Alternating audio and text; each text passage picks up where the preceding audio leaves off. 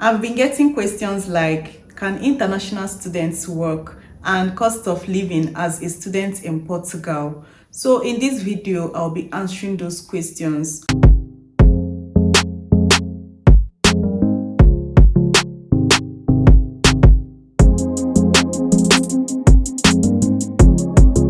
Hey lovelies, welcome back to my channel. And if you're new here, my name is Rosie Diary 1 and I create content about my life as an international student in Portugal.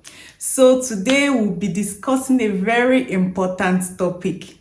I've been getting questions like, can international students work, and cost of living as a student in Portugal? So in this video, I'll be answering those questions. Make sure to stick around and don't forget to like, share, subscribe and hit the notification bell. First of all, don't have it in mind that you'd get a job immediately you land here. It's always advisable to come very prepared. Have enough funds that can sustain you for at least 6 months before you get something. Although people's luck differs, some people do get a job within 2 to 3 months on arrival. So it's always advisable to come very prepared. The first question is, can international students work in Portugal? And the answer is yes. If you're an EU student, you can work without restrictions. But if you're a non-EU student, you are allowed to work 20 hours per week during the semester. But you can always find a way around it, especially if your lectures are not every day. You're also allowed to work full-time during the holiday, but make sure your job doesn't interfere with your studies. There are restaurants jobs where you can work as a waiter or kitchen assistant, university jobs as a researcher, call center job as a customer service representative. There are delivery jobs, cleaning jobs, retail jobs where you can work in supermarkets and shopping malls. The second question is the cost of living.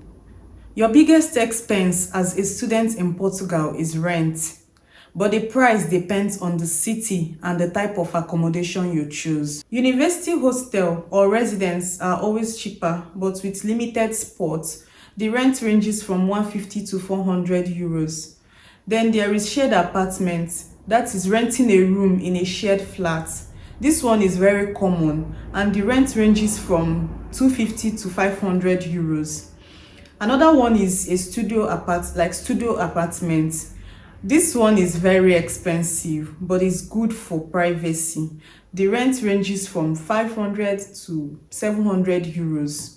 Cities like Lisbon and Porto has higher rents, while cities like Beja and Coimbra are more affordable. Let's talk about the food cost, and this depends on whether you cook or eat out.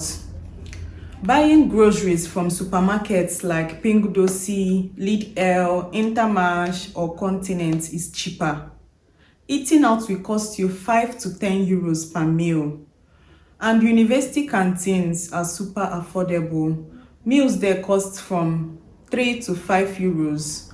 But I will still say, cooking will save you a lot of money. Cooking will save you a lot. So it's always advisable to cook. Next is transportation cost. I must say that Portugal has great transport system and students get discounts as well. Public transport pass costs 20 to 40 euros per month. In Lisbon and Porto, students get discounts on metros and buses. Some cities has bike rentals, or you can just walk to save money. Another thing to talk about is utilities and internet. If your rent does not include bills, then you might pay for electricity, water and gas, and this costs 30 to 50 euros a month per a person in a shared apartment. Another bill you might pay for is internet, and it costs 15 to 30 euros a month and is shared among roommates. Always choose an apartment with bills included. Other expenses, depending on your lifestyle, includes phone plans, which cost 10 to 25 euros per month. You can go for cheap plans from Nosh or Vodafone. Another one is gym membership, which costs 20 to 40 euros per month. University gyms are always cheaper. So how much do you really need per month? For shared apartments, cooking at home, public transport, budget 400 to 500 euros. For more comfort and eating out, budget 600 to 700 euros. For private apartments, eating out, extra expenses, budget 800 to 900 euros. And I must say, always take advantage of your student discounts. Always take advantage of that. And that is it on student jobs and cost of living in Portugal. If you have any question, do drop them in the comment section below. I'll be happy to answer them. If you found this video helpful, don't forget to give it a thumbs up. Subscribe for more content, and I will see you in the next one. Ciao.